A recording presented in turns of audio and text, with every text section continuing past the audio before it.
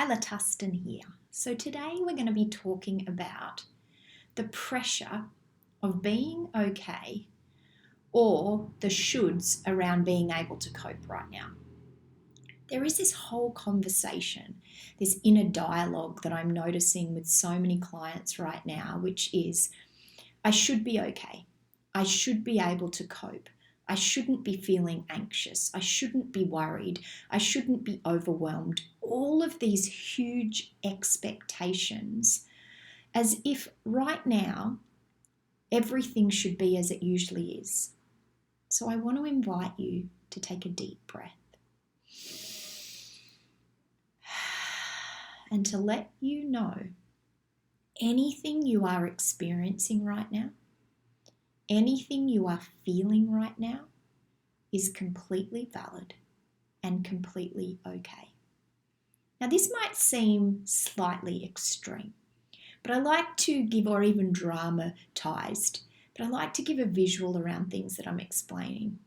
So I want you to imagine that right now we are in the midst of World War III and you are at the forefront of the battle. But you are sitting there on your computer or doing your daily tasks and daily jobs, maybe parenting at the same time, maybe even homeschooling at the same time, and expecting yourself to be able to cope and to be having no emotional, physical, mental response to the fact that you are feeling slightly under attack. Right now, our freedom feels slightly under attack. Right now, our control is out of control. There is so much unknown uncertainty. Now, it might be very, very subtle for you. It may be that you are totally coping majority of the time, but then you have one of those days. It might be that you're feeling like you're going okay, and then one day you feel like you're about to crash. It's all okay.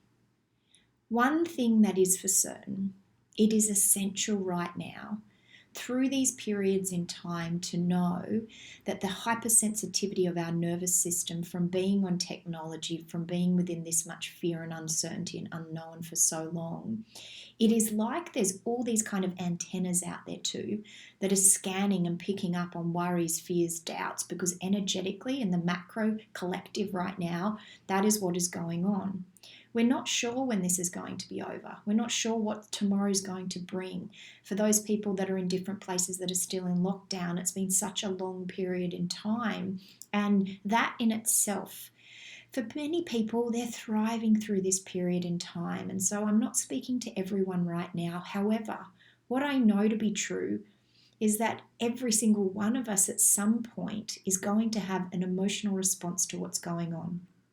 I, over the last few days, have felt really disheartened, really disappointed, really sad about everything that's going on in the world, particularly because I'm hearing that in Australia in particular, there's actually more cases of suicide and lives lost through that than there have been through COVID, and it breaks my heart. So we're all going to have some form of emotional response to either something that's going on very close to home for you, worry about loved ones, elderly parents, grandparents and their health, worry about financial instability and insecurity, worry about job security. All of this is completely valid right now. So what can you do? You can allow yourself to know that that radio station of your mind that is pushing you to say, you should be able to cope, you shouldn't be having these experiences, you shouldn't be feeling this way, blah, blah, blah, blah, blah, is completely okay. It is a way of trying to protect you right now. So what we need to do is bring back on board the prefrontal lobe and remind ourselves everything's going to be okay. And we get there even more quickly by accepting and acknowledging the emotions as they rise. So I invite you to ask yourself right now, how are you feeling? How do you feel in your body? I invite you to start journaling around what are you thinking? What are your worries, your woes, your fears, your doubts through this period in time? And then start to look at what is inside of your control around any worries. Where can you put a plan into place? in terms of looking after your own health, your own wellness, knowing that our immune system is supported by kindness, and that is scientifically proven.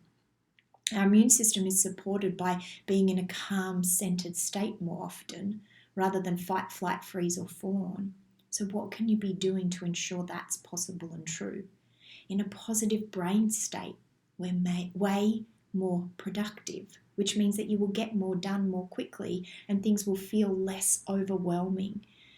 Where can you bring presence and mindfulness into your day? And I'm not asking you to do all of those things that I've just shared. We are in a massive learning curve right now of how do we actually bring balance in our mental, emotional, physical, and spiritual lives. And this is something I've been studying for 15 years, and I'm still having to remind myself every single day. So please start with something small. Set your intention around, instead of judging the experience that you are having, how can you be more kind, compassionate, and understanding? How can you ask yourself, if it was a young child, I often like to choose 4-year-old or a 10-year-old, that was having this experience right now, how would you speak to them? And then speak to yourself in that way. Speak with more kindness, love, compassion, understanding, and then choose to do some actions that support you to feel and experience what it is that you desire through this moment in time. Is it gratitude? Do some gratitudes, share some grateful words with people. Look outside, and even if you're looking outside a window right now, how can you be grateful for the blue sky, the clouds, whatever nature is bringing right now? How can you look at what is within your home and your life and that you are grateful for?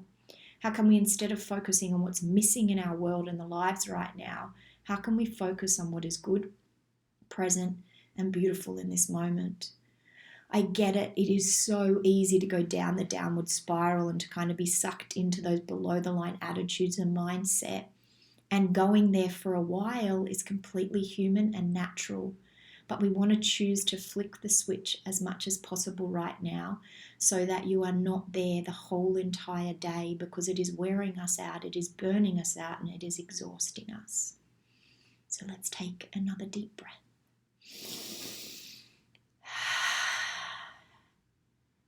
Let us hear these words. I grant you permission to feel and experience everything that is moving through you at this moment in time, and to use kind words with every experiencing, knowing that as humans, we are not meant to cope with this much stress and pressure. And yes, people say to me, but Kyla, generations have gone through so much worse. And hand on heart, I completely understand that.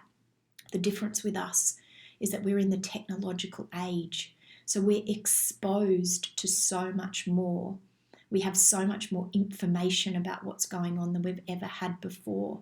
And our bodies are now on technology. We're not grounded. We're not near the earth. We're not on the earth as much, which means that we're having to ground and center more often to elevate that resilience that came from the generations before us, but to know that there is a difference between physical, emotional, and mental resilience. And we're needing to build all of them through connection to self, connection to nature, connection to each other, and most importantly, connection to our bodies, our emotions, and that radio station of our mind, knowing that we can choose to tune it into love and kindness, passion, play, and anything that you choose at any moment of the day.